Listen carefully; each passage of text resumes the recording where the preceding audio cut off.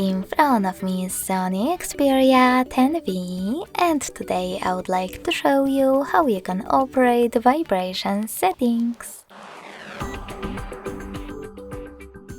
Begin by going into Devices Settings and scrolling down to access Sound and Vibration. Following that, scroll down again. Click on Vibration and Haptics and click on this switcher at the top to switch them on or off. If you decide to turn them on, you can also adjust all of those options. To enable or disable incoming calls vibrations, click on this switcher next to ring vibration,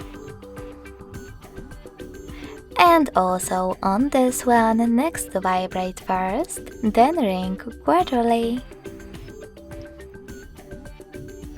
By clicking on those two, you can manage notification vibration and alarm vibration.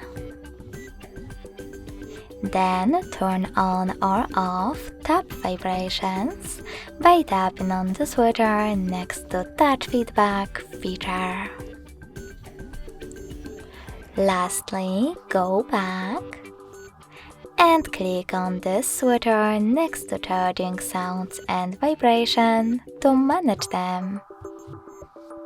If you want to, you can also tap on this one in order to see vibration icon when your device is muted and only vibrations are on.